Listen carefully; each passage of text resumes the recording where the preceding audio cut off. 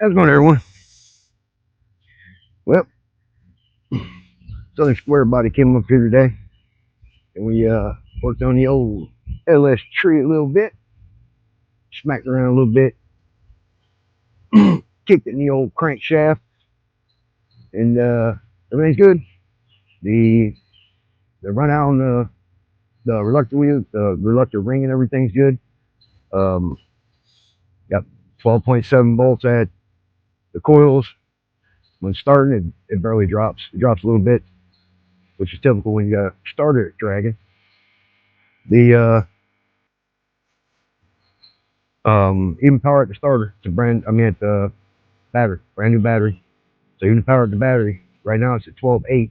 When you start turning over, it drops to like 11.6, I think it was. So it's good. So I just ordered a new starter. That starter's dragging bad. We're getting finally got the signal fixed, so I'm getting full-time RPM.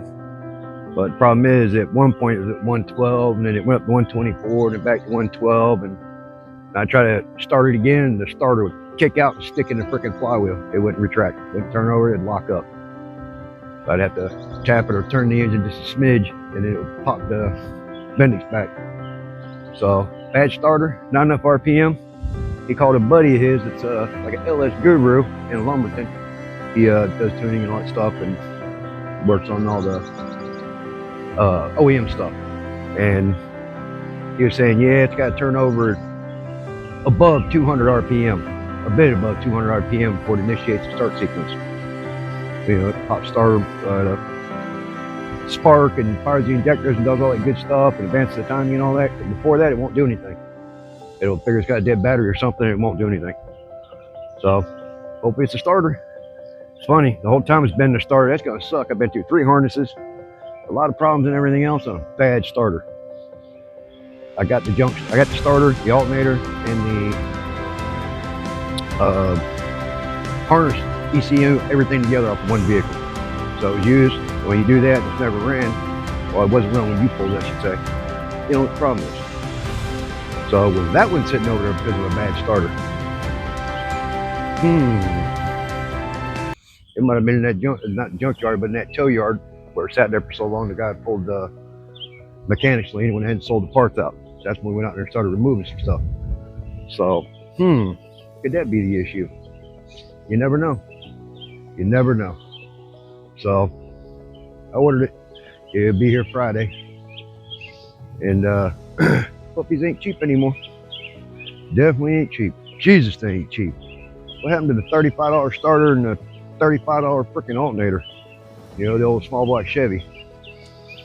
Not anymore. Things are freaking $200. So, but we'll get her. So I was gonna record while he was here, but it was so dang hot in there, and we just trying to go over everything real fast. You know, trying to check everything. Cause he popped up here. You know, he was working and stuff, but he came on through here. And so yeah, Southern, I appreciate you coming up here, brother. Good guy. I appreciate the help, I really do. If I order a starter, it'll be here Friday. And I'm off this weekend, like I said, so we'll get that puppy in there and see what she do. I'm gonna laugh if that was the issue, I really am. That means I went through 3 harnesses and all this aggravation and stuff because the starter was dragging down. Which is funny because it's gotten worse and worse, which is what happens. Hey, the hell's wrong with my damn? There's something on my camera.